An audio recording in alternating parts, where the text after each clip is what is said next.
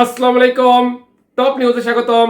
জানিয়ে দিচ্ছি এই মুহূর্তে আমাদের হাতে থাকা সর্বশেষ সংবাদ আপডেট। শুরুতেই থাকছে লুটের অস্ত্রে চলছে ছিনতাই লুটপাট, 1363টির হদিস নেই এখনো। এরপরে থাকছে জাতীয় পার্টিকে ছাড়া কোনো নির্বাচন হবে না, শামীম হায়দার পাটোয়ারি। আরও থাকছে উগ্রবাদ ছড়ানোর চেষ্টা হতাশা তৈরি করছে মির্জা ফখরুল। সর্বশেষে থাকছে গাজায় ভয়াবহ দুর্ভিক্ষ শুরু হয়েছে জাতিসংঘ। এতক্ষণ শুনলেন আপডেট সংবাদের শিরোনাম, এবারে বিস্তারিত। লুটের অস্ত্রে চলছে ছিনতাই লুটপাট, 1363টির হদিস নেই এখনো। চট্টগ্রামে গত মে মাসে মোহাম্মদ পারভেজ ও রিয়াজুর রহমান নামের দুইজন গ্রেপ্তার হন। তাদের কাছ থেকে নগরের পাহাড়তলী থানা থেকে লুট হওয়া রিভলভার ও গুলি উদ্ধার করা হয়। তারা এই অস্ত্র দিয়ে ছিনতাই লুটপাট করতেন বলে পুলিশের জিজ্ঞাসাবাদে বলেন। পুলিশের একাধিক ঊর্ধ্বতন কর্মকর্তা নাম প্রকাশ না করা শর্তে প্রথম আলোকে বলেন, জুলাই আগস্টের গণ অভ্যুত্থানের সময় সংস্থাটি লুট হওয়া অনেক আগ্নেয়াস্ত্রগুলি এখনো উদ্ধার হয়নি। এগুলো অপরাধীদের হাতে চলে গেছে, অপরাধে ব্যবহৃত হচ্ছে, বিভিন্ন ঘটনায় তার প্রমাণ পাওয়া যাচ্ছে। তাছাড়া গণ অভ্যুত্থানের সময় কারাগার থেকে পালানো 7 শতাধিক বন্দী এখনো ধরা পড়েনি। এ অবস্থায় জাতীয় নির্বাচন সামনে রেখে তারা আইন শৃঙ্খলা পরিস্থিতির অবনতির আশঙ্কা করছেন। পুলিশ সদর দপ্তরের অতিরিক্ত মহাপরিদর্শক খন্দকার রফিকুল ইসলাম প্রথম আলোকে বলেন, লুট হওয়া অস্ত্রের বেশিরভাগই উদ্ধার হয়েছে। উদ্ধার না হওয়া অস্ত্রগুলি নিরাপত্তার জন্য ঝুঁকিপূর্ণ। এ নিয়ে তারা উদ্বিগ্ন। এগুলো উদ্ধারে অভিযান চলছে, তবে আইন শৃঙ্খলা পরিস্থিতি অবনতি হওয়ার আশঙ্কা নেই। জাতীয় পার্টি ছাড়া কোনো নির্বাচন হবে না, শামীম হায়দার পাটোয়ারি। জাতীয় পার্টির একাংশের মহাসচিব ব্যারিস্টার শামীম হায়দার পাটোয়ারি বলেছেন, জাতীয় পার্টি ছাড়া বাংলাদেশে কোনো নির্বাচন হবে না, জাতীয় পার্টিকে ছাড়া কোনো রাজনৈতিক সংস্কার হবে না। শনিবার 23 আগস্ট রাজধানীর সেগুনবাগিচায় ঢাকা রিপোর্টার্স ইউনিটের সাগর রুনি মিলনায়তনে জাতীয় শ্রমিক পার্টি আয়োজিত প্রতিনিধি সভায় শামীম হায়দার এসব কথা বলেন।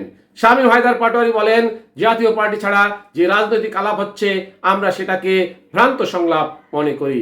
সেই সংলাপ টেকসই হবে না। তিনি বলেন, জাতীয় পার্টি দীর্ঘদিন ক্ষমতার বাইরে, আজকে প্রায় 35 বছর জাতীয় পার্টি ক্ষমতার বাইরে। বাংলাদেশে যে বড় দলগুলো আছে তারা কেউ 35 বছর ক্ষমতার বাইরে ছিল না। আওয়ামী লীগও ছিল না, বিএনপিও ছিল না। আমরা 35 বছর ক্ষমতার বাইরে থাকা সত্ত্বেও আজকে শক্তিশালী রাজনৈতিক দল হিসাবে আবর্তিত হচ্ছি। ইনশাল্লাহ আমাদের পোড় খাওয়া রাজনীতিবিদ আছে, আমাদের প্রজ্ঞাপন রাজনীতিবিদ আছে, ভোট করা রাজনীতিবিদ আছে। তাদের সকলকে নিয়ে সামনে আমরা নতুন বাংলাদেশ গড়ব। উগ্রবাদ ছড়ানোর চেষ্টা হতাশা তৈরি করছে মির্জা ফখরুল। রাষ্ট্র সংস্কারের আলোচনার তৎকবিতর্ক হতাশা তৈরি করেছে বলে জানিয়েছেন বিএনপির মহাসচিব মির্জা ফখরুল ইসলাম আলমগীর। তিনি বলেছেন, গণতন্ত্রে তর্ক বিতর্ক থাকবেই, তবে মাঝে মধ্যে তা হতাশার জায়গায় পৌঁছে যাচ্ছে। আজ শনিবার সকালে রাজধানীর জাতীয় প্রেস ক্লাবে সামাজিক সুরক্ষা কতটা সুরক্ষিত শীর্ষক আলোচনা সভায় মির্জা ফখরুল একথা বলেন। সভায় প্রধান অতিথি ছিলেন তিনি। সভাটি আয়োজন করে বাংলাদেশ জাতীয়তাবাদী দলের ক্ষতিগ্রস্ত নেতাকর্মীদের সংগঠন অর্পণ আলোক সংঘ।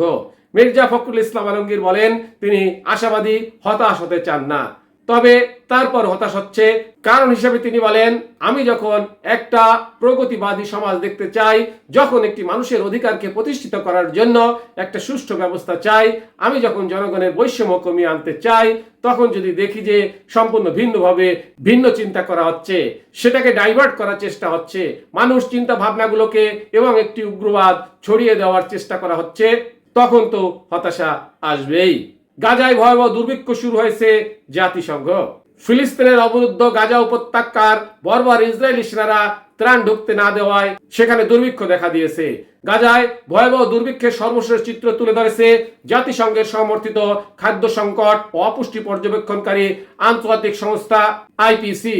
সংস্থাটির প্রতিবেদনে বলা হয়েছে, গাজা শহর ও আশপাশের এলাকায় ইতিমধ্যে দুর্ভিক্ষ শুরু হয়েছে। এ প্রতিবেদন প্রকাশের পর জাতিসংঘ মহাসচিব আন্তোনিও গুতেরেস তীব্র প্রতিক্রিয়া জানিয়েছেন। গুতেরেস বলেন, যখন মনে হচ্ছিল গাজার ভয়াবহ পরিস্থিতি বোঝাতে আর কোনো শব্দ অবশিষ্ট নেই, তখন নতুন একটি শব্দ যোগ হলো দুর্ভিক্ষ। তার মতে এটি কোনো হঠাৎ ঘটে যাওয়া রহস্যজনক কোনো ঘটনা নয়, বরং এটি মানুষের তৈরি এক ভয়ঙ্কর বিপর্যয়। তিনি এটিকে নেতিবাচক চরম ব্যর্থতা ও মানবতার প্রতি অবমাননা বলে আখ্যায়িত করেন। টপ নিউজ এখনকার মতো শেষ করছি। আল্লাহ হাফেজ।